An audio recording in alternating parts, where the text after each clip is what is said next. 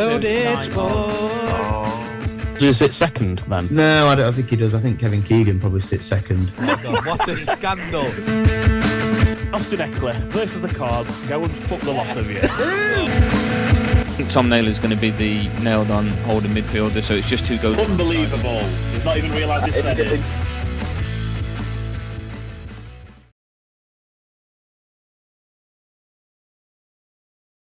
Hello and welcome to episode 62 of Loaded Sport, where today we are going to be breaking down the latest of the transfer news, a little preview towards the start of the Premier League season, and of course the latest in the world of Compact with another edition of Kempy's Combat Corner. There's only three of us today. I know. Okay, Compact. I said it straight away. I realised afterwards I'd said it. I get one job, don't I? And it is in the absence of Skinny. Good start, mate. Good start. I know. I've absolutely no idea where he's gone, but I'm sure we'll find out next week when he brings another shirt from a local side. So we're going to find out then. So I'll introduce you both now, seeing as you've kind of introduced yourself. We'll start with Sam, who last weekend got to see the start of a new season for his side. And I'd say after your predictions, you dare say that not going for them to get promotion could have in fact been the kiss of death. Well, I mean, you know what I mean? I'm a Derby fan, mate. I've been through the mill time and time again. I know what we're like.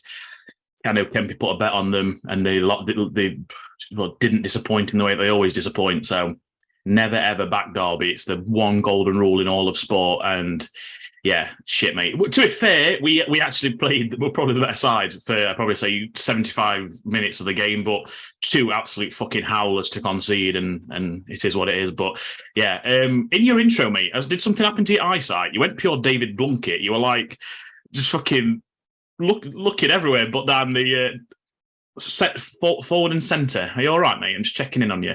No, mate, I have to be careful with looking at computer screens down here at the moment. Until I get my glasses, this is just how it's going to be for me. Oh, it's one of them, is it? Excuses coming out already. Get the excuses in nice and early, just get it out of the way. Yes, all good. So yes, Kemp, also you've had a bit of a delayed excitement for yourself. We've had, of course, Chesterfield starting last weekend, Derby starting last weekend. You get the excitement for a little bit longer before the disappointment that Sheffield United will surely bring you this Premier League season. I'll tell you something right now. There's no excitement going off in my head about Sheffield United this season. So, but thank you for picking it up. And to be fair, I'm going to pull you up on something you said about Derby there. You mentioned the start to the League One season had not been successful. Defeat against Wigan. Losing my bet for me at home at Pride Park when they played so well in the friendly against us. But you forgot to mention the fact that they lost 2-0 to Blackpool midweek as well in the Carabao Cup, Adam. Sam, not bothered about that at all? I'm honestly, mate, honestly. And I think you know as much as anybody when it comes to that competition in a league where we've not got the biggest of squads. I could not have given two fucks about that defeat. In fact, if I'm being completely honest, I was quite happy about it. One extra bit of fixture. Don't forget, we've got that fucking St Johnstone paint fucking Tim Pot trophy we've got to compete in, and also for me, I was quite glad that we went out. We didn't go to penalties or anything like that. Straight 2-0 loss. Apparently, we played fucking shocking. I seen Warren after the game. He weren't kind to the players at all. So yeah, I'm not going to defend them any way, shape, or form because don't get me wrong, it was a really bad performance, and obviously they didn't go out to purposely lose the game. But I'm personally, as a fan, glad that we did get knocked out from the get-go. And that's sort of really where I was getting at. Is it more concerning about the performance? Because you played quite a few first-teamers. Is it more concerning about the performance rather than result? Like, for example, in the Carabao Cup, I agree with you completely. If we could go out the first round that we're in it, just play kids and get knocked out, but put in a good showing, that's perfect for me. But if we play a first team and get decisively beaten by Blackpool, surely there's got to be a bit of concern there, no? Not so sure. So just looking, you say obviously first team, which to be fair, there was a lot of starters playing. Just quickly go over the lineup. So we had a David Tintin net. Vickers started at net for the first time. We had same back three that started in the weekend. Wilson made his first start. Elder made his first start, and Washington and Waghorn both made the first start, so both up front as well. So to be fair, we had like 5 debutants. So it weren't like it were a complete carbon copy of a team that faced Wigan, but you do expect better, of course you do. And it's difficult with Derby because obviously we went through this last season getting a completely new team in, and we was hoping this would be the season that everyone's gelled together. We go again. They've got his team. Warney's got his team together, and we seem to have started again, fresh again. We've got another next to a fucking brand new team, bar a couple of sprinklings, the same senior players that played last season. But it looked for all the world like we're starting again. So I'm not expecting anything until probably 10 games in until we start gelling again, and we're gonna have to go again. It looks like. Yeah, fair enough. And just wanted to just confirm that because I want somebody else on the podcast or in life to be as negative about this upcoming season as I am, because I'm struggling. I'm trying to drag me down with you. Struggling to find a fan base that's more negative than Blades at the minute, but we've got every right to be. But yeah, apart from that, I'm fantastic. Mr. White, man with the mic. We're back again. It's Thursday. It's a preview show. It's the Premier League return. It's Fantasy Premier League return. The NFL's around the corner. Kempy's comeback corner's on fire. Can't wait for NFL. Can't wait for NFL.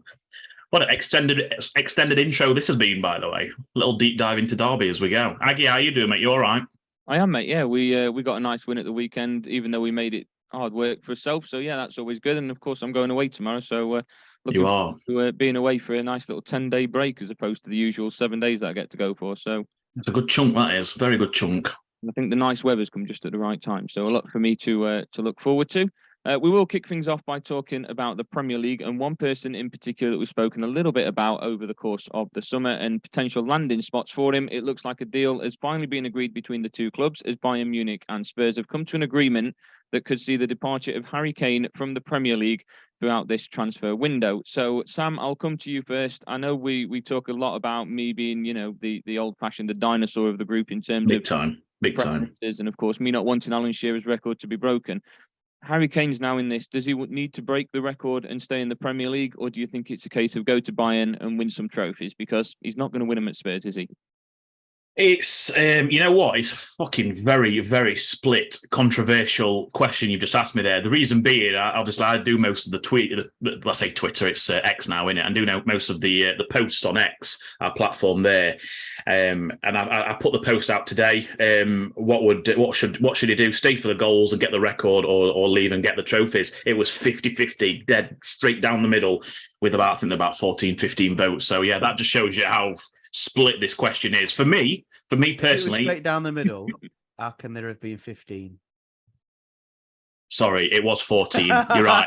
It was 4. I said 4. It was 14. I must have been. Our inflated numbers weren't out. I'm trying to make it sound better than it was. Yeah, you've caught me out there. You've caught me out. It was 14. I must say. I had to. Yeah, fair play. 14 votes on the final one. It was 7 apiece. For me personally, I voted for stay and get the goals. Sort of in the same camp as you here, Aggy, a bit of a traditionalist, other than the fact that I do want him to break Shearer's record. I think someone on X raised a very good point in the fact that when they speak of Alan Shearer, they always speak about his Premier League all-time goal scoring record. They never really mention his Premier League winners medal, which is bad when you actually think about it. So for me, I think getting that all-time top scorer, I think that's a fucking very prestigious thing to do. No one's been able to do it since Shearer, and how many great strikers I had: Thierry Henry, Aguero, Rooney, Thomas Kemp, and he's fucking called him said Thomas Kemp and all. I've just noticed on stream he's done it again. So yeah, there's been livid. It will be livid. Dawson will be livid. So we've had that many good strikers, and it's still Shearer sitting there at top. So it just shows how hard it is to beat that record. And I think he's about 47-ish goals away from breaking it, which in his terms, it's 2 seasons worth. So for me, it'd be a no-brainer. I think if he does want to move abroad for the trophies, do it in 3 years' time once he's already got the record. That would be my logic. And I can't really blame him for. It sounds like he's now come out and is saying he doesn't actually want to leave. It's looking like he wants to stay, rather than Levy's trying to push him out the door, which doesn't really surprise you when you feel like obviously in a year's time he's going to go for nothing to one of their Premier League rivals. So yeah, for me, if I were Kane, I'd be staying and I'd be wanting that Premier League tally. What about you, Kempy? What do you reckon? Yeah, I understand what you're saying, and I half agree, I half disagree. So I agree with the fact that I don't think the ideal scenario is to move abroad. I don't think that's the ideal situation for anybody in this situation. I think Bayern need a striker. Since Lewandowski, they've not really had anybody that's been able to bang those goals in for him. So he's a perfect fit for them. Having said that, I think Kane moving out to Bayern, winning a couple of Bundesligas, I'm not sure that's going to satisfy the doubters. And, and they'll look at the end of Kane's career and say, oh, well, he won a couple of Bundesligas for Bayern. Because let's be honest, and this is not even hyperbole, right? any of us three could be named in that Bayern 25-man squad and pick up a Bundesliga medal. Exactly. That's my point. What I mean? So I understand what you're saying, and I agree with you in that respect. I think staying at Spurs long term would be a mistake. Agreed. I wonder whether he is comfortable being the big fish in the relatively small pond. I wonder if he's comfortable taking, son beside him, Kulievski, Maddison's obviously joined, and just, being a Spurs player for life and one club man and all this shit, and just being, like I say, a very, very big fish in a relatively small pond, not winning anything but breaking the record. I think the win-win and ideal situation for Kane is that his contract runs down and that he goes to another club. But my question to you and my question to Aggy is, let's say, for example, Højlund has a good season this season, starts coming into his own towards the back end of the season. Darwin Núñez does as well as people expect him to potentially do in his second season. Haaland is Haaland, so he's not going to, he's a machine. So what's the landing spot for Kane at the end of the season if those things happen and he doesn't sign a new contract? I think the Højlund question's quite a big if. I'll grant you, if he does have a good season, it's a difficult question. That's the hypothetical. Hypothetically, then, if he goes and scores 18 to 20 goals this season and is looking all the world like it's going to be the next Haaland, obviously it's a very tough decision for United. They probably won't. I'd probably say realistically, they probably wouldn't want to sign him at 31 with a big contract. You'd have to say Arsenal. I think Arsenal would be a good fit for him. Whether or not he wants to cross that divide with North London, Arsenal still haven't to this day. They've got Jesus, but behind Jesus, they've just signed that fucking useless bag of bollocks. The one that Gary Neville on the overlap said is a world class player and he's amazing. Who Havertz? Yeah. Wow, yeah. I've not seen that one. No idea where that's come from, but yeah, wow. Watch the latest edition of the overlap, and it's very interesting because Gary Neville thinks very highly of him, and I'm not quite sure why, but there you go. One of the very few that I've had good things to say about him. But yeah, there's always a slot there for Arsenal. Again, that's a massive if, because like I say, crossing that North London divide, that would fucking massively tarnish essentially everything he's done at Tottenham. Is their top scorer, so maybe I'm dreaming there, kind of, but. Yeah, it's a tough question. It is a tough question if Højlund does have. But let's be fair, Højlund looks like he's not going to be rushed back. He's got a back injury at the minute, which looks more serious than they were first led to believe. It's the same symptoms as the injury Rashford had, which ruled him out for 2 months at the top of the year in March. It's a stress. It's all the symptoms of a stress fracture in his spine, but it's not actually the fracture itself. So they're on the side of caution where they're just going to rest him for a month or maybe, and it is going to heal over it. But if it does go and he does stress fracture his back, then he's going to be fucked for a couple of months, and then them questions about Kane are going to come in. But like you say, if it is hypothetical that he does have a good season, then it is a difficult question to answer, I must admit. And that's the thing. That's the main thing for me when I look at Kane. I think he's staying at Spurs for another year. He's decided to do that rather than go win trophies. Again, don't think it's ideal to go to Bayern and win trophies over there because the Bundesliga, let's be honest, again, any of us could win that. I think it's the easy way.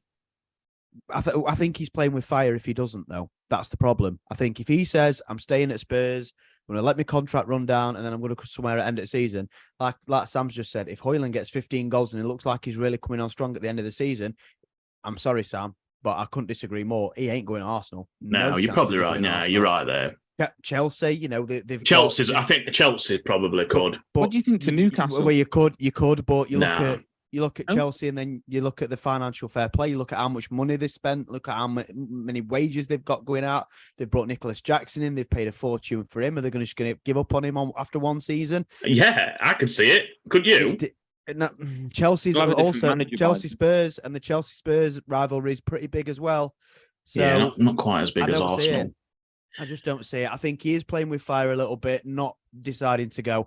And to be quite honest with you, I honestly do think there is a part of Kane, and I'm not saying all of it, but there is definitely a part of Kane that's thinking, I'm comfortable here. I'm happy here. I can break record. Maybe I won't win any trophies, but I'm a Spurs man. I can go down in Spurs folklore, and it just is what it is. And I think he's been a little bit of a bottle job about it. I don't think he's betting on himself, and I think he ought to. I think before I want to get Aggy's opinion on this, because he's not really shared much on it, and he mentioned obviously the Newcastle there. Is it not unfair to call him a bit of a bottle job, Kane, because we're constantly not moaning so much, but we're constantly pointing out the fact that there's hardly any one club men anymore. You look at your Paul Scholes, your Gary Neville, your Ryan Giggs, it's a dying breed. Steven Gerrard, it just doesn't, well, I know he left at the end of his career, but it's a dying breed that doesn't seem to be happening. So why is it such an insult that Harry Kane is staying at Tottenham, and why shouldn't we laud him for his loyalty? It don't fuss me that there's no one club men anymore. It don't bother me.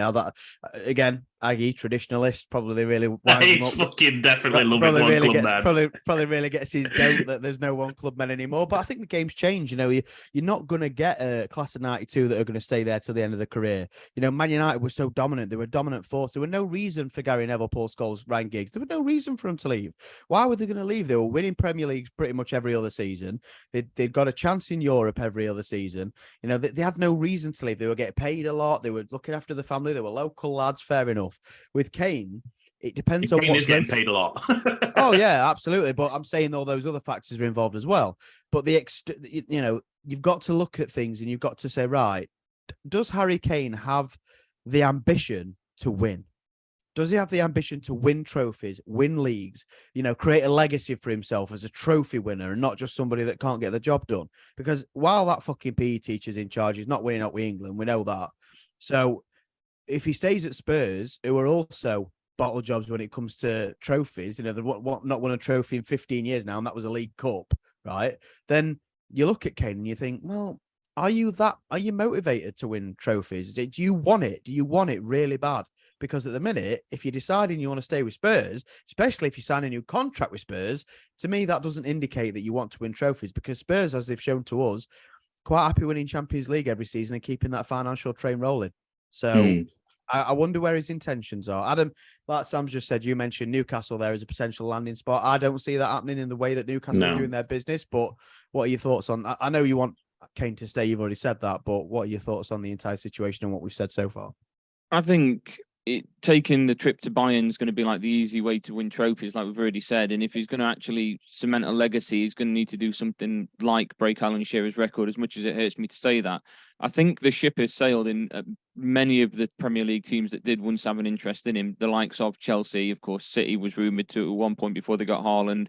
United, of course, at some point. The one that is sticking out for me a little bit is that Newcastle one. That's simply because people are talking about how they're rebuilding under this new financial structure that they've got. Is there anything stopping them from maybe offering him a relatively nice sum of money when his contract's up, saying, come and play for us, building a team around him? Is it that age where his experience can be passed on as well? And it could set them up for a big future as well. He could. He definitely could. But two things on that. One, that's not how they've done their business since they've come to the club. They've signed young players. They've signed, just signed Tonali from AC Milan.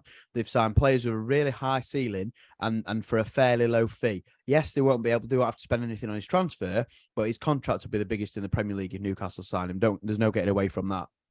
And secondly, can you see Harry Kane playing in a Newcastle shirt while he breaks Alan Shearer's record? That would be funny. I can't see him going to Newcastle myself for the simple fact that it's a lateral / slightly downwards move. I think to win in silverware, Newcastle, let's be fair, we're looking at a long game with that club. We're looking at, they're not going to be realistically successful for another 5 years, I wouldn't have thought, especially with the business they're going about. It's slow, it's methodical. They're not going overnight and splashing millions and here and there. They're signing, and they have been pulled up on it this transfer window. I know Gary Neville and Jamie Carragher pulled them up on it. So like Kemp says, that kind of transfer signing Harry Kane just doesn't seem to fit in with the There's no the Robinho ethos. signings, is there? There's no Robinho signings or Shevchenko signings. No, none of that. We're going to spend money. No, it's none of that, and it's the good way to do it. I must admit, it feels a bit more organic. I know it's fucking oil money at the end of the day, so it's not, but it feels a lot more organic than doing it that way. So I wouldn't think he'd go to Newcastle, because at the end of the day, it's going to be 31, and his contract will have run out. It's going to be next year if he does go to Newcastle. He's going to be 31. They've got a long plan in place. If he's going to want to go somewhere, he's going to go somewhere that's going to win trophies. If not, he's better off to sign a new contract at Tottenham, because I think Tottenham will have just as much of a chance at winning an FA Cup or a Carabao Cup than Newcastle have. So that's my 2 pence in regards to Newcastle. I'd be very surprised if he went to Newcastle. Yeah, I think that's, like I say, Newcastle's a bit of an outside shot. And I think the way I looked at that was, Arsenal, he's not going to cross London. Think of what's happened there with the likes of Sol Campbell and Adebayor in the past. That's been frowned upon. You've got to look at United, City, Chelsea. They're not really sides that are out looking for a striker at the moment. And by the time they are, maybe he's kind of got towards the very back end of his career, whereas he's kind of filtering out from that peak at the moment, isn't he? So it's just looking at some of the sides that are available. And I think, like with Jamie Vardy, when he had that cracking season for Leicester and Arsenal went straight in for him, maybe that ship sailed. And it is just a case of now, you either stay at Tottenham or you go to a different country and look on. And that's the thing for me. I think the last time, I don't know when Harry Kane signed his last contract, his most recent one, but I think he made a mistake then when he did that, because I think at that point in time, he should have let his contract run down. Yes, clubs will have had to pay more for him, but he will have had that opportunity to go to United. They've not had a world-class striker in God knows how long, have they? He could have gone to City. Aguero for the past 3 or 4 years before Haaland came into the equation, he wasn't his old self. There were rumours that City were sniffing around him. For me, I think he's missed the boat. I think he's been really loyal to Spurs. And again, like you say, Sam, that's really admirable. It honestly really is very, very admirable. But ultimately, at the end of his career, being admirable is not going to get him a Premier League winners medal. And for me, that's what it's all about. So it's an interesting topic, and I'm sure we'll see what happens, at some point down the line, and we'll be all over it on Loaded Sport. Yeah, time will tell. And it looks like he's likely to be in a Spurs shirt for the weekend. The other signing to talk about that I think is upset a few Everton fans is that of Ross Barkley rejoining the Premier League to go to Luton after spending a year out at Nice. Now, I know a couple of Everton supporters have said that they'd be happy to see Ross Barkley back at Everton. Do you think he's still got something to offer, Sam? I'll start with you. Do you think he's still got something to offer in the Premier League, especially for a club like Luton, who a lot of people have, of course, got tipped to go down? Yeah, maybe Luton. It's probably a decent little signing for Luton. You look right through their squad, and there's no household names in that, Premier League household names especially. So I think it'd be a good signing for Luton. I'm not really sure what Everton fans are on about saying they'd have him back at Everton. I think Luton's about one of the only Premier League clubs I probably would have him at. Maybe Sheffield United after all. They kept shaking his head. So that's even Sheffield United fans don't want him. So that tells you everything. So yeah, for me, it's a decent signing for Luton, but if I were an Everton fan, I definitely wouldn't be too envious over it myself. What about you, Aggy? What do you reckon? No, I think he's a good signing for Luton. I think he's got that bit of Premier League experience that they need to, I think it was Kemp that mentioned it last week, or it might have been you, Sam, that the way Luton are doing this is they know they're going to go down, so they're preparing themselves to battle to go back up on a more regular basis. So yeah, I think they've set themselves up quite nicely. But I notice my shoulders keep disappearing. I was just going to say, mate, lean back. You've got a fucking disco going on your shoulders here. It's all good. Yeah, I think he's a good signing for Luton. So yeah, they're the main signings that have taken place over the course of this past week. Would expect still a little bit. Go on, carry on, you idiot. Yeah, expect a little bit more to go on before the end of the transfer window, of course, in about 3 weeks' time. So the other bit of news that has come out of the Premier League, and I'm surprised by this one being just a couple of days before the Premier League actually starts, and that is the departure of Wolves manager and bringing in Gary O'Neill. So we'll start by we'll come to you first for this one, Kemp. Of course, a managerial change 5 days before the season gets underway. Do you think this has kind of upset Wolves' rhythm and preparations through pre-season? Yeah, it's almost as bad organisation as Sheffield United, to be fair. You look at the pre-season and the amount of time that Lopetegui and the board have had to discuss how little transfer activity they're going to be doing. But listen, we all know why they're not doing any transfer activities, because they've got to fall in line with financial fair play. We know that.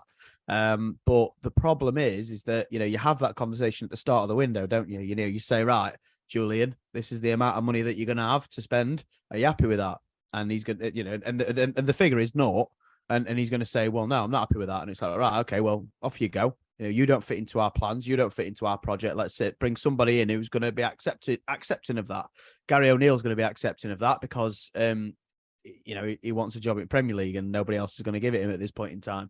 And to be fair, I think he deserves a job in Premier League. I think he did a really good job last season with Bournemouth, and I think he deserves another shot at it. He deserves another crack, and I think it'll be interesting to see how he gets on. But yeah, for me, it screams poor planning.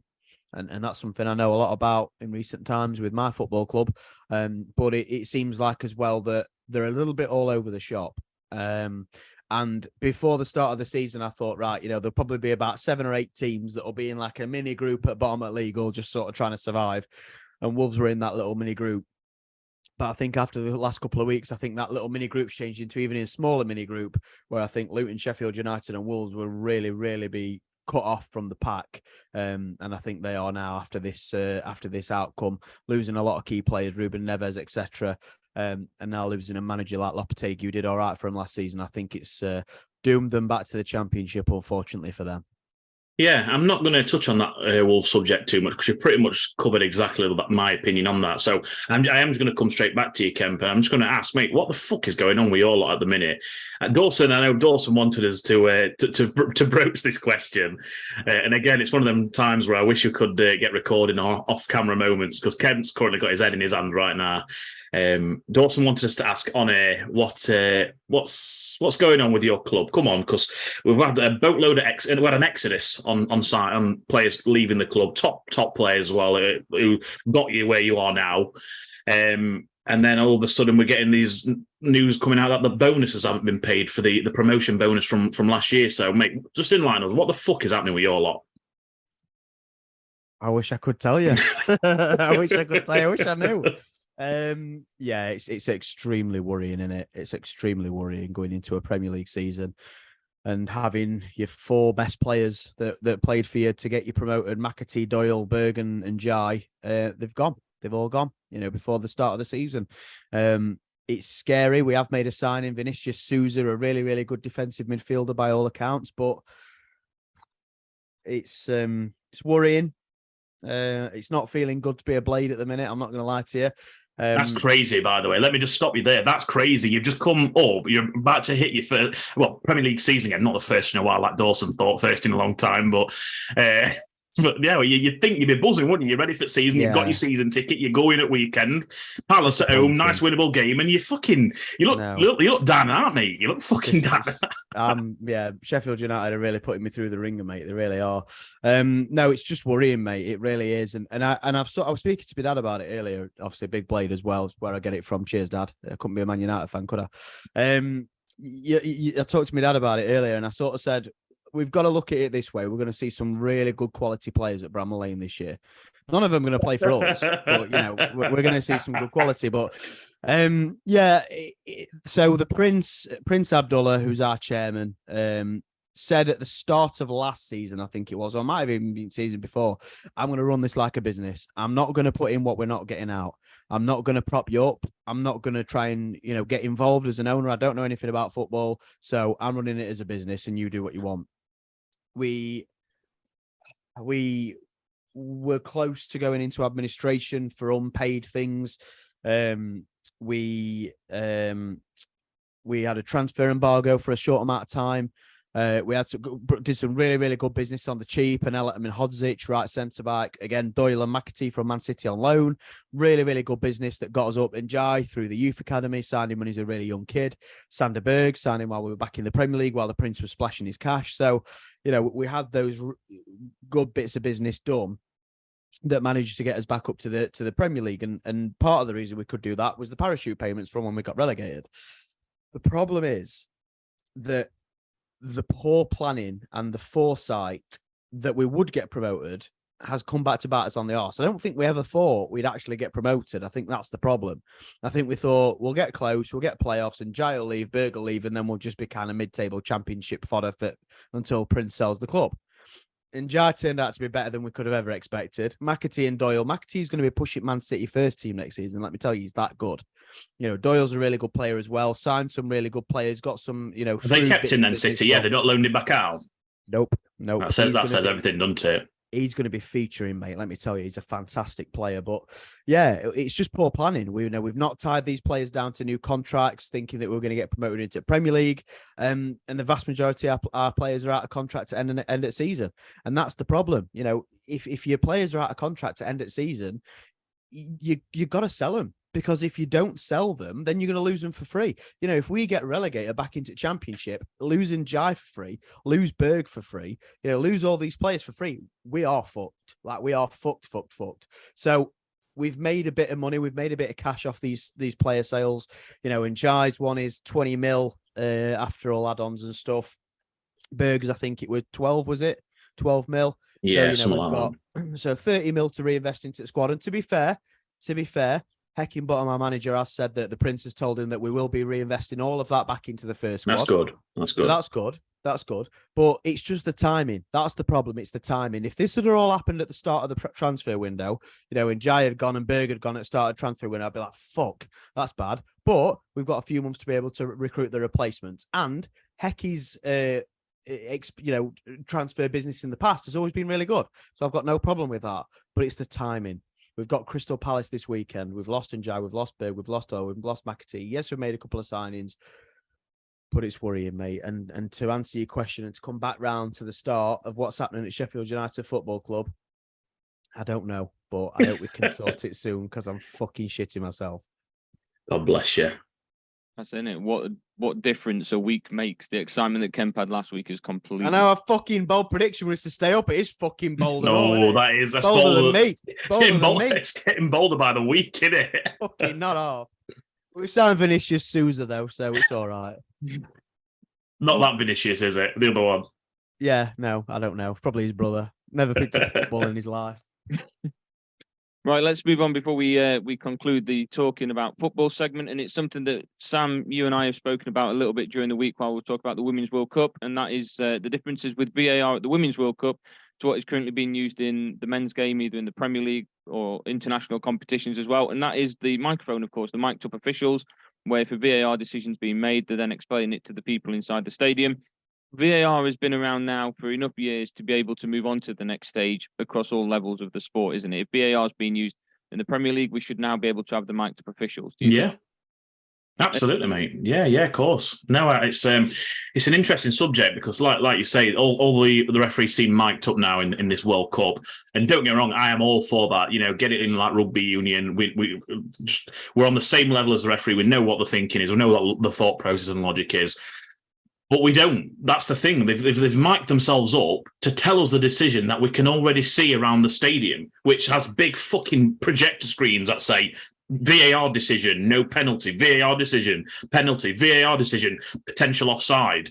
We know what's going on because we can see. And if you can't see and you're potentially partially sighted, I'm sure the person next to you, or in fact, they even have in-house stadium announcers that tell you what's going off nowadays. So I do not get the decision to mic the referees up and then just tell them what the decision is and not explain the process behind it. I think it's an absolute waste of time.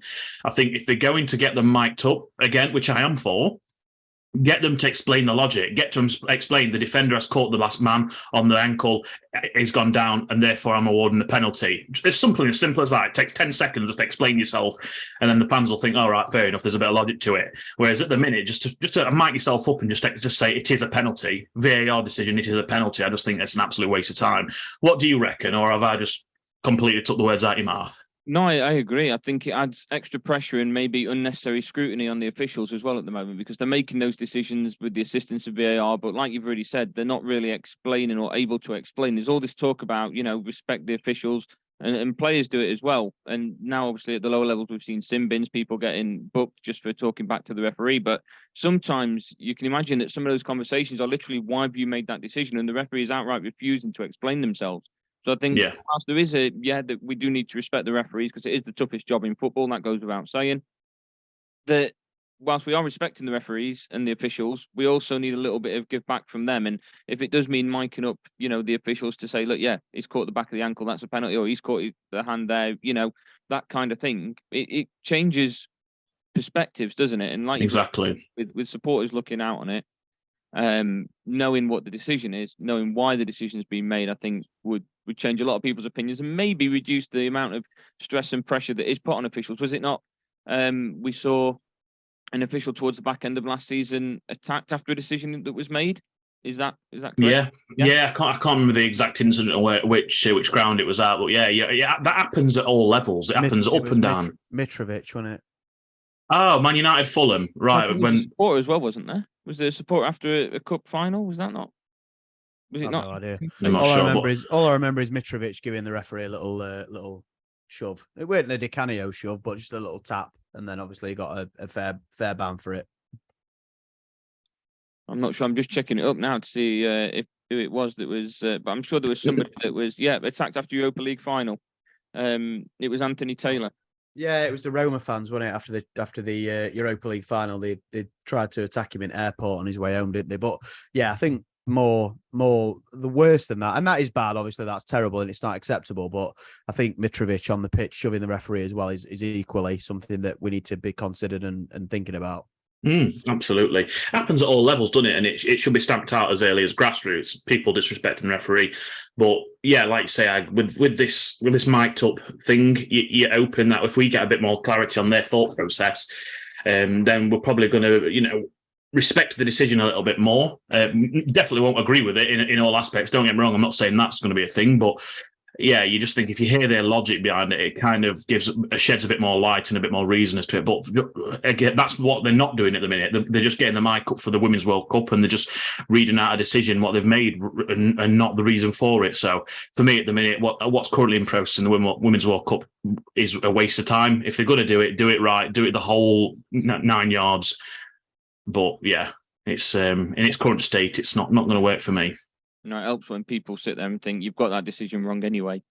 We've spoken about VAR still making wrong decisions. I say it a lot. So yeah, that sort of thing will certainly play its part. So hopefully we'll see a bit of a change in VAR over the course of the year. And this trial, I'd say, has been a bit more successful than in past years. So yeah, we'll go with that. I'm just watching Kemp scratch his head in the blurriness of it as well. So completely thrown me off. Kemp, anything you want to input into VAR? No, apologies for scratching my head and throwing you off. But I thought with you doing journalism for so long, you'd be a bit more professional than that, mate. But there you go. That's my fault, isn't it? I guess. Blurriness. Just the blurriness. It's me needing glasses, isn't it? Is what it is. Right, we will move on from talking about football. We're only a couple of weeks away from the NFL season, and of course, this weekend we do get the excitement of the returns of pre-season fixtures. Anybody in particular that you're looking out for, hoping to see a good little glimpse of, Sam, from the Packers? Yes, mate. I am looking forward to seeing a bit of Jordan Love. We had a joint practice with the Bengals yesterday, I believe it was, a 2.5 hour session. Got a little bit tasty. Love threw a couple of decent throws. One was a deep ball to Romeo Doubs, who again, year after year, he seems to be tearing it up in pre-season. Started the regular season really well for us last year in his rookie year, but then obviously he got hit with quite a lot of injuries. So yeah, Romeo Doubs and Jordan Love are two players I'm really looking forward to seeing in pre-season. We've also got the Van Ness as well, the rookie, a first-round pick defensive end, nicknamed the Hercules. So we're expecting big things out of him, and apparently he's been tearing it up as well in pre-season. Things got a little bit dicey apparently for the Packers and Bengals mixed session. We had a little bit of a scuffle. Elton Jenkins, our guard, went out and put a bit of a pancake block on their defensive end, and their defensive end didn't like it. He reacted back to him, a bit of handbags afterwards, and then it ended up with Elton Jenkins hitting him in the face, which I never understand why they do that. He hit him in the helmet, which I think he's going to be a lot worse off. But so he got ejected, didn't return to practice after that, and we ended up having to get a backup in at guard for the remainder of the practice. But yeah, typical preseason stuff. Them mixed sessions are always a little bit fiery, and we are playing them tomorrow night at midnight at UK time. So I definitely will be catching. I think I'm going to watch all of Jordan Love because I've got a feeling he'll definitely not play longer than the first half. So I think I might watch the first quarter or the first half, see how he's getting on, and then call it bedtime. There we go. Kemp, you sounded a bit excited when we were talking about the fact the NFL will be back soon. Is this a case of, again, last season you were excited with the Giants, this year you're going to be disappointed? No, I'm excited about the NFL season returning. I'm not excited about pre-season. I don't think it means anything. I don't think it's worth looking into it. I'll probably watch the highlights of our game. I think we're playing the Lions. I'll be looking to see what Jalen Hyatt does. He's come out in press during the training camp and said that he wants to be the offensive rookie of the season. So no pressure there, kid. But yeah, it's going to be nice to see the rookies get a show, like Sam's just said. But yeah, it really means less than association football preseason, in my opinion. The NFL, there's so many players that are fighting it out for contracts and trying not to get caught and trying to put in a good performance. I think it's impossible to look at the team's performance and think, oh yeah, that's how we're going to play throughout the regular season. So yeah, hopefully we don't pick up any major injuries. We look pretty good at the moment, so let's carry on the momentum. We've got Barkley back, we've got Jones tied down. Hopefully he can make year-on-year improvements again, and let's try and even do one better than we did last year. Go G-men. Are you worried about the green men next door to you making all the noise over this off season with deciding of Rodgers? Are they the new in team in New York? No, they fuck. Jets never will be. It's always about the New York Giants. That's bold, mate. That's bold. You know that. But no. Listen, Aaron Rodgers is Aaron Rodgers. He's a legend of the game, and obviously you love him to bits. And understandably, he's an unbelievable quarterback, one of the best we've ever seen. But he's on the downslide of his career. Last couple of seasons in Green Bay really didn't look very good again. Whether that was the scheme and your head coach that didn't quite match with him, probably a bit of that. But a bit of both, I think. Yeah, I think the Jets are. I think the Jets are a group of very talented individuals. I think the Giants are a team of not that talented individuals, but we all bloody work hard. And I think I'd prefer to support in that respect. So yeah, go G-men and fuck the Jets. I fancy him. This year. I must admit to do bits. The Jets. I've got them. How much is a bit? Because I might smell money in this if depending on how much you want to do. I fancy him to make the playoffs, which I think is quite. You pull a face, but you have to remember the division they're in. They're in the Bills division. They're in Miami's division, are always competitive. They're in, obviously, New England are always fucking difficult to beat. So they're in one of the hardest divisions in football. And I think they will make the playoffs, which is not too bold because they have got Aaron Rodgers, who makes the playoffs almost year in, year out, bar this last season gone. But I think they'll do well this year. I really do. Well, we'll see. And to be fair, if they do, brilliant. That'd be great. Imagine a Giants Super Bowl. That'd be interesting, wouldn't it? But, that'd be unbelievable. New York's fucking rocking. Oh my! I'd go to New York. I wouldn't even go where the Super Bowl is. I'd just go to New York. Yeah, but it's going to be interesting. And yeah, Jets are going to be obviously a different team this season. They're going to set up very differently, but we'll see. I'll still back the Giants to maybe go one further than last season, and hopefully we'll get the job done. But we were very, very far away from the Eagles in that playoff game, so we've got to make some big strides. Hopefully we can do that. Yeah, I think that's what your off season's been about. I think just decreasing the gap between yourselves and the Eagles. The gap. Especially the fact that you're both in the same division. I think they're the best team in the NFC. They're in your division, so you've got to try and keep within touching distance of them before you do anything else. So yeah, I completely agree with that. Adam, what are your thoughts on preseason? Are you excited? Looking forward to seeing the Seahawks? Yeah, in a similar sort of aspect to you, obviously preseason doesn't mean too much. It just gives us a chance to see some of the rookies kind of see where they're at as well. Where I've seen in warm up and in practice, there's so much from Smith and Jigba that I don't, like we've mentioned before, I don't really watch college football too much. So all I've really seen of him is when they've shown it on draft night and little clips here and there. So the stuff that I've seen of him shows that we've got three incredible wide receivers. If Geno Smith can find them throughout the season, Kenneth Walker as well. So is now running back number one. So yeah, a lot for me to look forward to in the upcoming season, and hopefully some glimpses of that in the next couple of weeks in pre-season. I don't want to talk too much about the NFL and predictions and expectations, that sort of stuff, because of course in 2 to 3 weeks' time we'll be doing a preview show looking towards the NFL season, similar to what we did with the football season about a week ago. But Kemp, I'll come back to you now because it is time for another edition of Kempy's Comeback Corner. Tell you what, just before jumping to Comeback Corner, that was fucking lovely, by the way, talking about NFL. First time in what feels like fucking forever. So yeah, I'm absolutely buzzing. We're just right corner. And that's the big gripe, I think, with me with the NFL, is that it's just like such a long off season, isn't it? Yeah. February to September is ridiculous. Most of the year you're not watching NFL. So but I get why they don't extend it, because it's a fucking rough game. So fair enough. But yeah, thank you, Aggy. Kempy's Comeback Corner is back, and it's in line with the returning Anthony Joshua.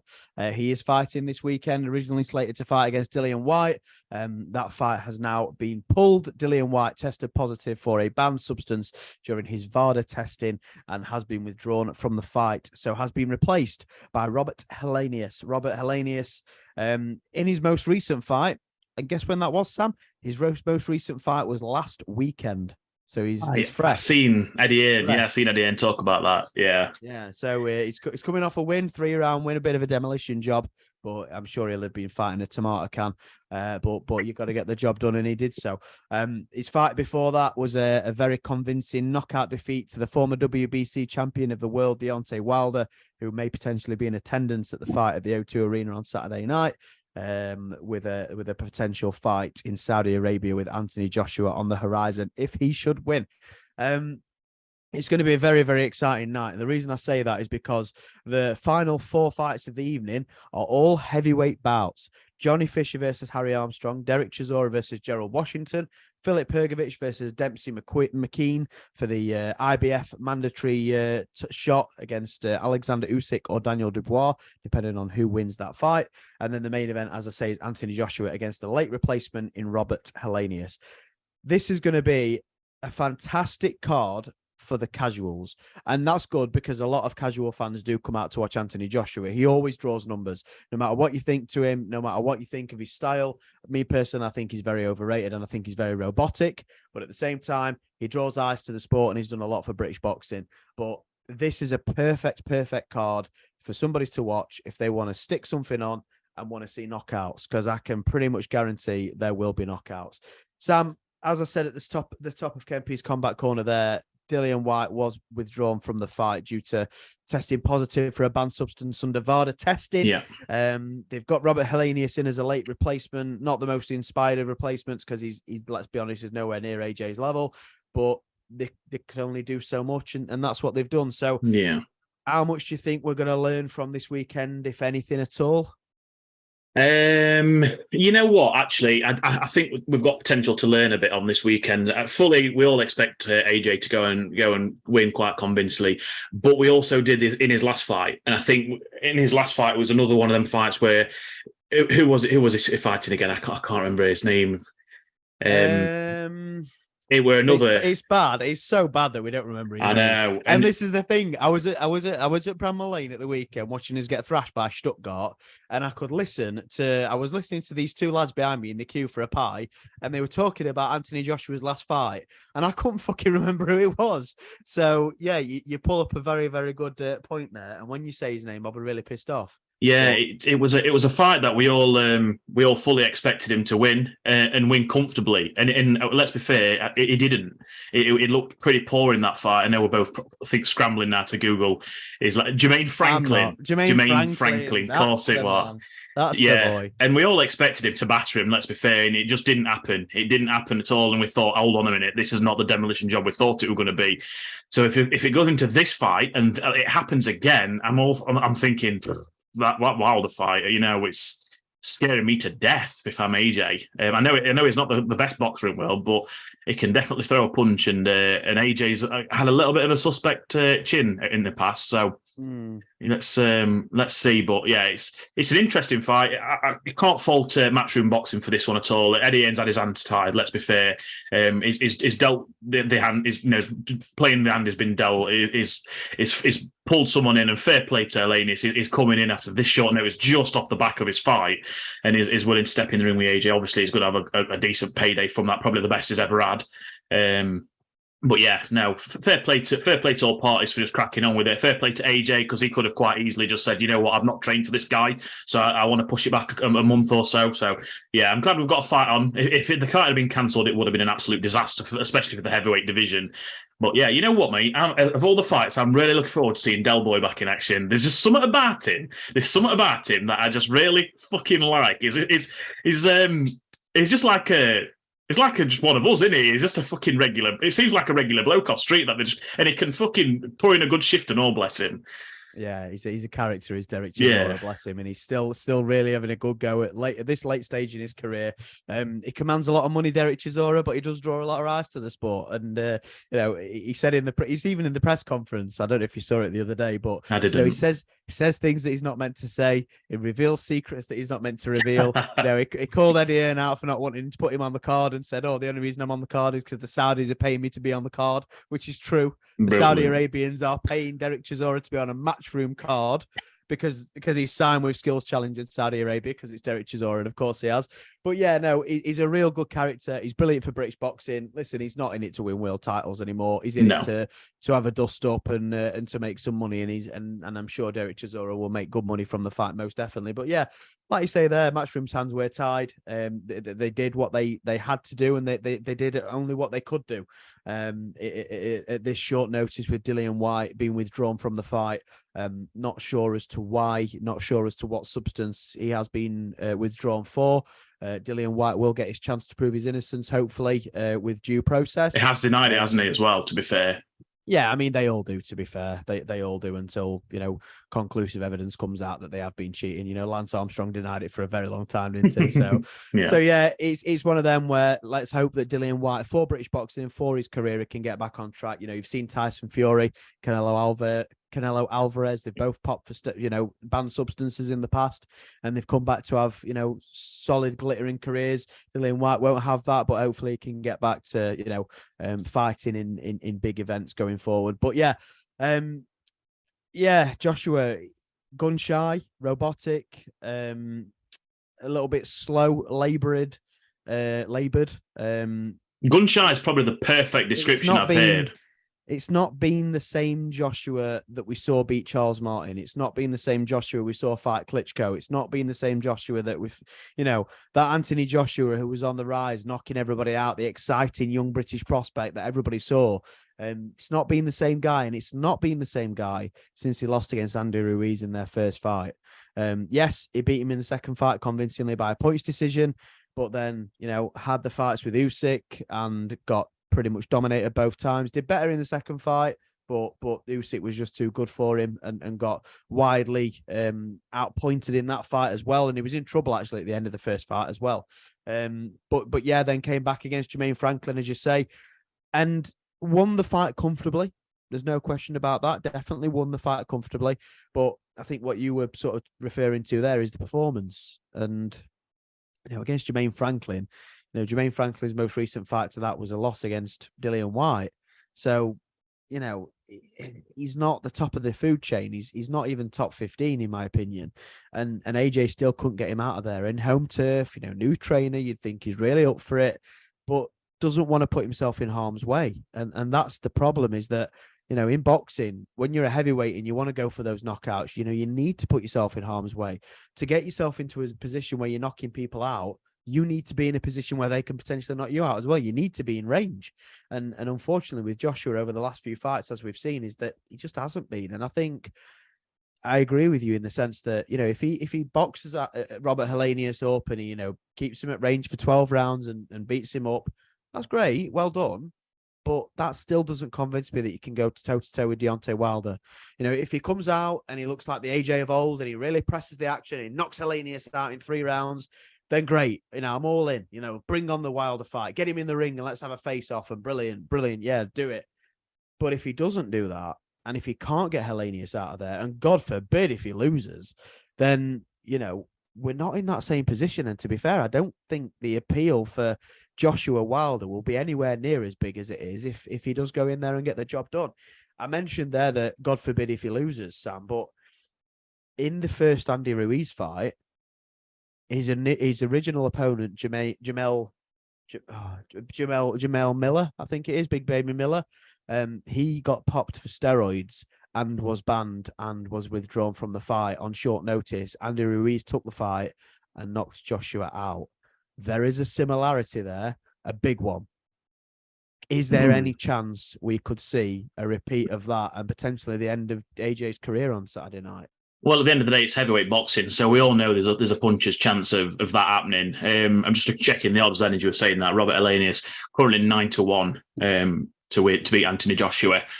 I can't see it. I can't see it at all. I'm trying to remember the odds on the Jermaine Franklin fight. It might have been even slightly greater than that. But no, I can't see it. I want to see 2 things from the fight on Saturday night. I want to see a convincing Joshua win. And I want to see no no ring antics after it's done. I don't want to see him fucking about with microphone. For some reason he's got it in his head that he has to go do a big speech afterwards just because Tyson Fury started doing it, and it just doesn't seem to come across well, especially in these later fights. He seems egotistical. He's like he clearly has got a chip on his shoulder, and I don't want to see any of that. I want to see him in the ring, take care of business, say a couple of words and get out of there. But I don't want to see any of that fucking idiocy, what he's been doing over the last couple of times. Yeah, and I think people were endeared to Joshua earlier in his career because he'd go in there, he'd do an absolute fucking demolition job on somebody, and then he'd come out after saying, thank you to Matchroom, thank you to my trainers, thank you to my family, I'll be back. That's all you need to say. That is all he needed to say. He's got Eddie Hearn who can speak for him. Eddie Hearn is one of the best talker in boxing, right? He can talk the back legs off a fucking donkey. He can talk his way out of a room with no doors. You say what you want about Eddie Hearn being a snake oil salesman, as Simon Jordan calls him, or whatever. But he's a promoter. He promotes. He talks his fighters up. Sam, he can sell me on anything, Eddie Hearn, and he has done in the past. You know, he's sold us all on Joshua being the best heavyweight in the world, which he never fucking was. You know, you look back at that now and think, geez, he was nowhere near best heavyweight in the world, but Eddie Hearn made us believe that. So yeah, you're absolutely right in that. And I would like to see Joshua go in there, do a demolition job, and then get out of there unscathed, ready for Wilder. You know, I wouldn't mind him squaring up with Wilder in the middle of the ring, saying, "I'll see you in wherever, see you in Saudi Arabia." That'd be good. That'd be a nice little photo op, build up for the fight, brilliant, fantastic. But yeah, it's out of character. He's not got that same charisma as Tyson Fury's got to get the crowd singing along with him and whatever. He's not that. You know, he's robotic in the ring and he's a little bit robotic on the microphone as well. He's a little bit robotic out the ring as well, and it just doesn't quite sit. So yeah, I don't think it is in his best interest to do that as well. You mentioned there about the odds 9-1. Helenius is. Andy Ruiz Jr. closed in as a 10-1 underdog when he beat Joshua in the first fight. So I'm not saying it's going to happen. But I think with the way Joshua's mindset is at the minute, and Helenius, you know, he's just come off a fight. You can look at that in two ways. You can look at that and think he's never been more ready in his life, or you can look at that and think, has he jumped in a little bit too soon after a dust up? To be fair, he won in 3 rounds, won really convincingly, didn't take any damage, which is why he's been allowed to box in this one. So I wouldn't be the most surprised in the world if we got a Robert Helenius surprise, if we got a Robert Helenius win. I don't think it will happen, but I wouldn't be blown over shocked because I genuinely do think Joshua now is at the point where I don't think he's got any fight left in him. You know, Eddie Hearn, I heard him this week talking about it, saying, I just want Josh to win. I just want him to win. I don't care how he wins. I just want him to win. And I'm sitting there thinking, Charlie Nicholas, that's not good enough. That's not good enough. I'm sorry, but that's just not good enough. He needs to go in there and he needs to put a demolition job on Helenius. And the reason I think Eddie Hearn said that is because he wants to dampen expectations. And I don't think he thinks, you know, he wants everybody to go out there and say, Joshua needs to knock him out. Joshua needs to knock him out. Because if he doesn't do that, then people will be doubting his ability going into that Deontay Wilder fight. And, you know, unless he puts in a really good performance against Helenius, you know, I would advise him strongly against taking that Wilder fight as well, because he'll get his fucking head knocked off. So, yeah, it's worrying times. But let's behave with the speculation, get over it all, and let's get down to brass taxes. Sam, who wins this fight, and in what method? In what round, decision, points, whatever it might be? Who wins, and how do they do it? I am going to say it's Anthony Joshua by an unconvincing decision, unanimous decision. I don't think there's going to be a knockout. I think it's going to be another fight that after we're done, we're going to be talking exactly as we were doing after the Franklin fight. We're not quite convinced. He left a lot in the ring. He could have, you know, put himself out there a bit more, got himself a bit gun shy, as you said earlier, was a perfect term for him. And I think we're going to see a bit more of that myself. And he just seems to, he's turned his corner in his career where he just seems, his fighting style has completely changed and he just seems cagey. He's doubting himself. And I think this fight is going to be exactly the same. I think, especially the fact that it's a completely unknown opponent that he's not been training for. He's going to have that little bit of doubt in him, a little bit of, you know, second guessing himself. And I think it's going to show. So I think he'll win. I think he'll win quite convincingly, but I do think it'll go to the decision. I also think Anthony Joshua will win. I don't think it will be convincing. I think he will struggle. I think there will be arguments, and I think there will be a controversial decision at the end of the night. I think Joshua will win by unanimous or split decision. I'll put my neck out on the line and say majority decision, which means one person's got it for Hellenius. Well, one person's got it as a draw, and two judges will have it for Joshua.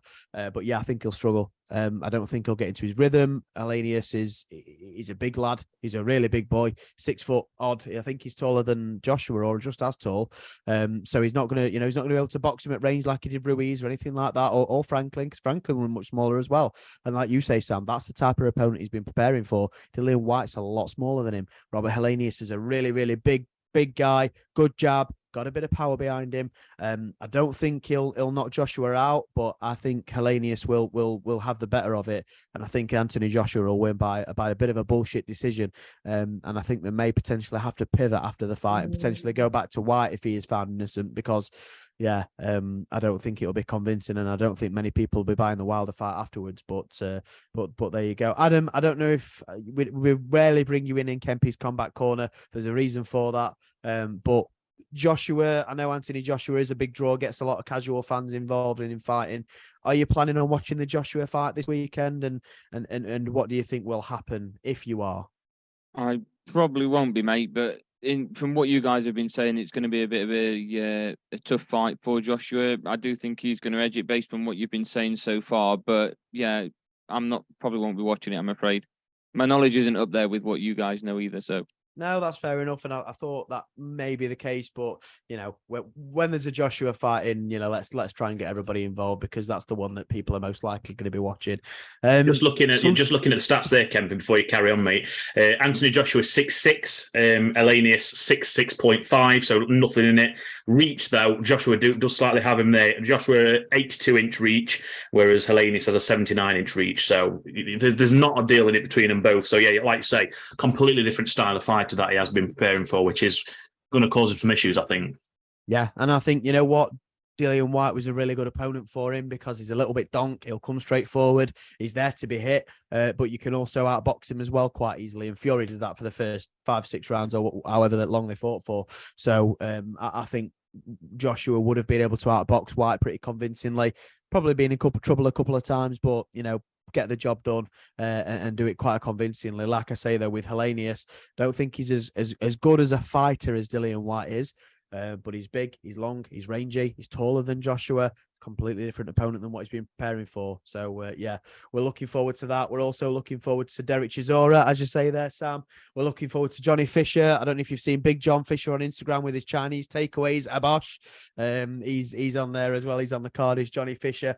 And Campbell Hatton, the son of Ricky Hatton, is on the card as well. He'll be fighting Tom Ansell, and a few young prospects on the card as well. It was the Spider-Man guy. Don't fucking start me on that. It was that fucking guy. I weren't even gonna address that because it was so fucking embarrassing.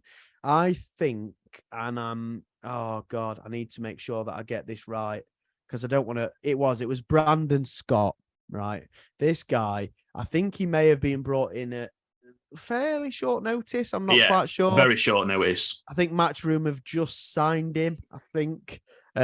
He's a young prospect. He's a decent prospect. I'm not 100% sure on his record. He's got 100% win rate. So yeah, he's doing something right. But it's a little bit embarrassing. Came in the Spider-Man outfit, making jokes that weren't landing. It was really, really awkward. Talking about, Eddie needed to bring in a specky nerd, and I like to be on the Joshua card, even though I'm, the only thing I'm going to share with him is this card because his willy's bigger than mine. Talking about his cock. Yeah, really strange, and just didn't land. And I think it's one of them where people, he thought that people were going to be like, oh, this guy. What's he like? But I think people were more a little bit like, what the fuck is this? Made me laugh when he finished doing his speech. Kind of went back to Eddie and it went, yeah, so anyway, completely blanked him. Yeah, and when you're on the same stage as Derek Chisora, who is complete opposite of that, he's just a crazy guy that don't care about being funny, just says what he thinks and that's it. But yeah, to have a 10-15 minute speech prepared in your Spider-Man outfit on your first real big show that you're boxing on, To be fair, though, Derek Chisora can't say a deal. He's the one on gloves off when he said to Dillian White, "I'm going to see them little pills you take like laxatives, and they go through you. I'm going to go through you like one of them." Dillian White just goes. And I'm not saying that Derek Chisora is an amazing speaker. I think the difference is that it's off the cuff. And it just says what he thinks, and he's just a personality, and he's really endearing to the fans. And then to get yourself up on stage and go on to a 10-minute tirade about pre-scripted, obviously a preordained script that you're following in your Spider-Man outfit. It wasn't a great look, but hopefully we can see him do well in the ring, because outside the ring, I don't think he's endeared himself to many people. Somebody else that hasn't endeared themselves to many people outside of the ring is the problem child, Jake Paul. This last weekend had a fight with Nate Diaz, the former UFC and Strikeforce fighter. I think he was in Strikeforce, might have been WEC, but again, been with the UFC for many, many years. Big upset victory against Conor McGregor, and an unbelievable second fight that went all 5 rounds with Conor winning in the end on the scorecards. But a legendary fight and a legend of the game, Nate Diaz, made his professional boxing, I think it was his debut at the weekend against Jake Paul. It was quite entertaining, to be fair. Jake Paul is the better boxer of the two. If you're looking at just pure boxing, he looked okay. He didn't look brilliant, to be honest. He didn't convince me that he could go back in the ring with Tommy Fury and get that win back, which is, what people are potentially wanting Jake Paul to do if he wants to carry on his boxing career. But it was typical Nate Diaz. It was theatre. At one point, he got Jake Paul in a guillotine, which was quite hilarious. And it was sort of, when Jake Paul was hitting him with shots, he was pretending to be hurt and then coming back to him with another shot and feinting him. So yeah, typical Nate Diaz performance. And Nate Diaz is better than anybody in the world at losing a fight. But when you look back, you think he won, because he's just, he gets the moral victories every time. He said it in the pre-fight press conference, similar to what Conor McGregor said to Floyd Mayweather. He's saying, if this was a real fight, you'd be dead. And Jake Paul knows it's true. He would. He got him in a guillotine. They weren't even in MMA. It was boxing. So yeah, a fantastic character. I'm sure it did well. I hope he got a really big payday, because he deserves it for everything he's done for combat sports. There's a lot of interest in him going back to MMA now. I think that's what he potentially wants to do. Although he does say he doesn't give a fuck, as Nate Diaz often does. But yeah, it was a pretty convincing win for Jake Paul in the end. He had Nate Diaz down from a short right hand in one of the one of the middle rounds. And that's where it ended up with a Jake Paul unanimous decision victory. And I think well deserved as well. So not going to spend too much time on that. I don't really like talking about YouTube boxing in the same world as combat sports, because it's not the same thing. But a good show all round, and hopefully, like I say, Nate Diaz made some money off that. The one thing I will say, and there's absolutely no chance that Jake Paul's watching this podcast, but if any fans of Jake Paul are watching this podcast, after the fight, Jake Paul said we can run it back in MMA. Now, I'm not quite sure if Jake Paul understands, or if Jake Paul's fans understand, just how bad that would be for Jake Paul. Because I can pretty much guarantee, and this is one I would put my mortgage on, is that Nate Diaz would strangle Jake Paul quicker than Aggy starts singing "'Cause Tonight Will Be the Night." I want to fall for you. Well, I think we all kind of want to see it, though, don't we? We all kind of want to see it. It would be fantastic. It would be amazing. It would be great. Nate Diaz flipping the bird and kicking his legs and strangling him. It'd be amazing. But if I'm Jake Paul, if I'm a Jake Paul fan, we don't want that. You don't want that. Trust me, you don't want it. There's a reason that boxers don't come over to MMA and MMA fighters go over to boxing. Because if boxers got in a ring, ask James Toney when he fought against Randy Couture, it would end badly. Don't do it, Jake Paul. No matter how much they're offering you, don't fucking do it. I don't even like you, but don't do it. But there you go. I can clip that. Get that out on socials. Jake Paul, don't do it. That's what you need to call it. Jake Paul, do not do it. Do not fight with Nate Diaz, because he will choke you to death. Adam, you don't often get a mention in Kempy's Combat Corner, but you brought something up, which I think is interesting to talk about. We don't talk about WWE or professional wrestling on this podcast. It is a sports podcast. That is not a sport. It is an entertainment form of entertainment. So that's why we don't talk about it. But you mentioned, and I think it's a really good point, is that allegedly Ronda Rousey may be done with the WWE. Former UFC bantamweight champion of the world, former judo performer at the Olympics. I think she was a bronze medalist, and she brought women's MMA to the forefront. There's no denying that. But then moved across to WWE for a few years. I think it's had an okay run. But now she's leaving WWE. Adam, I don't really know that much about it, but is that the rumor mill? Yeah, she fought against Shayna Baszler at SummerSlam, so the two of them had a little bit of a feud that was going on, and it seemingly ended at SummerSlam. And it's been posted on her social media. She's done interviews where she's mentioned it, and different news corporations have also said the same sort of thing. She said that she's done with WWE. If that is the case, and she is done with WWE, and this isn't just a work, and she does decide to, look back towards the potential of going to UFC. We know Brock Lesnar's done it before when he's had a bit of a spell in WWE. That he's then gone over to UFC as well. Is there still a market there for Ronda Rousey should she make that decision to go back to UFC? Yes, there's definitely a market for it. Ronda Rousey was one of the biggest stars in MMA at the point. You got Joe Rogan, a black belt in jiu-jitsu, a taekwondo champion back in his day, and a UFC commentator for many, many years, was talking about the fact that Ronda Rousey might beat Floyd Mayweather in a fight. If it was a no-rules fight, then definitely she would. But yeah, I think he even talked about boxing at one point as well. So that's how much of hype was around Ronda Rousey when she was first coming out. Sam, you're not a big fan of MMA. I'm sure you heard of Ronda Rousey when she started coming onto the scene. Absolutely, mate. Absolutely. Everybody did. Everybody did. So she's a huge superstar. She's a huge name in MMA. She lost because she couldn't keep up with the current crop of bantamweights. She got smashed up by Holly Holm and then got absolutely obliterated in 41 seconds by the former undisputed UFC bantamweight and featherweight champion Amanda Nunes, the Lioness, the GOAT of women's MMA. So would the market be there for a Ronda Rousey return? Yes. However, the market would only be there once, because they'd make a big hype job of it. Ronda Rousey would come back to the UFC. She'd start training again. Everybody be excited for Ronda Rousey to get back in the cage. And then the bell would ring. And then everybody would see how much of a difference there is in bantamweights that go to the gym every day, train every day, fight 2 or 3 times a year. They're on it all the time. And somebody that's been in WWE for the past 3 or 4 years. There's a massive, massive difference between the two. Ronda Rousey wasn't the fighter. She got very much found out when it came to the striking aspect of her game, and she would get very much found out if she got back into MMA again. So, but with any top 15, any top 20 bantamweight, in my opinion, at this point in time in the UFC, and she gets stopped, and she gets stopped pretty convincingly. So, yes, I think there'd be a market for her return. I think they'd do a fantastic job of hyping it up, saying Ronda's back, she's back, whatever it might be. But then the buzzer would ring. She'd get absolutely obliterated because she's not done MMA for such a long time. She's fallen behind the pack. And then after that, people had seen that, I think they would all pretty much unanimously agree they don't want to see it again. So the answer to your question, Adam, is yes, and then a very firm no. She can't want it, surely. She can't want it coming back into MMA. She's not very old.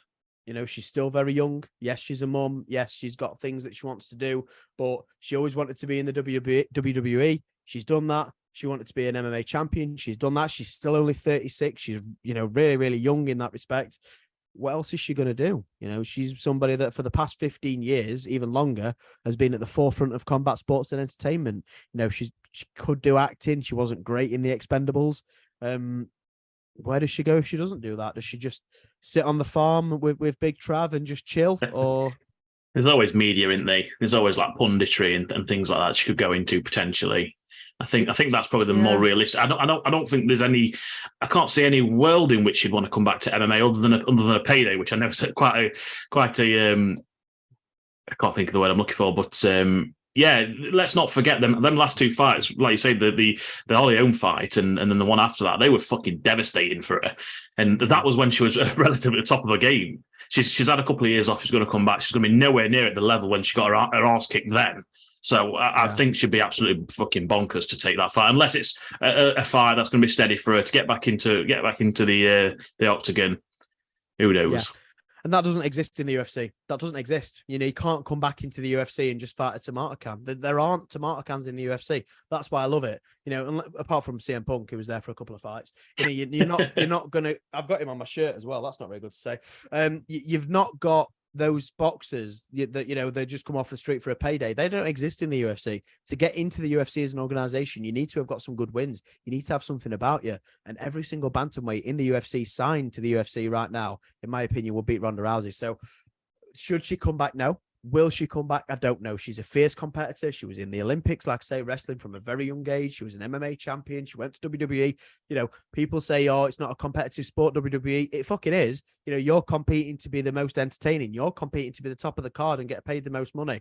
Hulk Hogan, Stone Cold Steve Austin, The Rock, they didn't compete physically, but they were competing for the top of the card. And that's what Ronda Rousey was doing while she was there. So again, I don't think she should, but will she? I can see her coming back in one guise or another, whether it's in the UFC, whether she does a bit of boxing training and comes back for an influencer fight or something like that. I think that might be the most likely thing that she might do.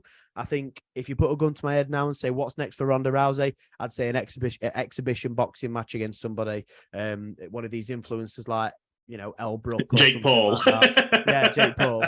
And I think she'll come back and do something like that because there'll be big money in that for her because she is still a very big name. So we'll see what the future holds for Ronda Rousey. Nice one. That is all we've got for this week, lads. Only a couple of weeks away from the NFL season starting. So before we do sign off on this week's episode, Sam, I'll ask you first. What's your plans for the weekend? Yeah, another steady one. I keep saying I think this is the third weekend up bounce. I've had no real answer for that one. I'm just trying to think. No, not really got any plans. Weather seems to be slightly turning for the better, so maybe a bit of time on the garden, maybe take the dog a walk. But yeah, it's a nice quiet weekend for me, I think. And what about yourself, mate? What you got on with? I know you're going away. Where are you going? I'm going to Skegness for the week, 10 days. Going to go and enjoy what will hopefully be the sunshine and just chill, relax. It's been a very stressful 7 or 8 months and got another stressful 7 or 8 months before we're due to go away again. So hopefully it'll be a nice little chilled out, relax, all four of us. Not too much pressure on spending loads of money as well. So it'd be nice. Oh, I don't know about that. Skeg Vega for 10 days, mate. You better get that wallet ready because you will be spending, boy. Especially if you go into them arcades with kids. Oh, I always go into the slots and the bandits. So yeah, I get. Yeah, you fucked it. You fucked it. What about you, Kempy? What are you on with, mate? Yeah. Jesus Christ. Crystal Palace at home. I forgot for a split second. really excited for. No, it'll be good to get back to Bramall Lane for a competitive fixture, and then the whistle will go. 3 o'clock on Saturday afternoon, we've got that. I'm going to go for a few drinks before the game as well. It's going to celebrate football being back before the football actually is back. Good lad. And then probably a curry on Saturday night. Sunday, I'm going to go over to Chatsworth area with a few of the lads and play a bit of football.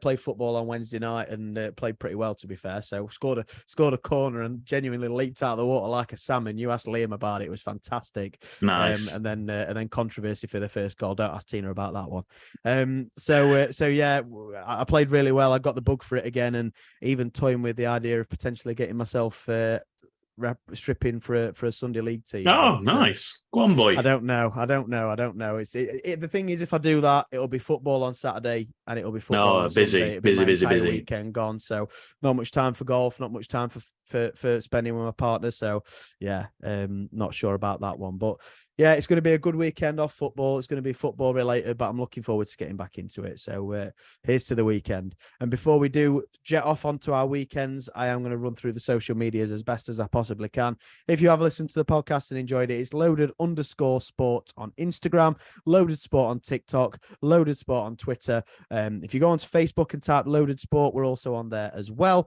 And if you have Discord, please feel free to reach out to one of us or onto our social media pages to be added to our Discord chat where we talk about every single subject in the sports world. If there's not something on the chats on the channels to talk about in our Discord, it's not worth talking about. So please support the channel. Give us a like, give us a thumbs up if you're on YouTube, give us a like on Spotify, and please do subscribe. It'll help us more than you know. And thank you everybody for listening once again to Loaded Sport.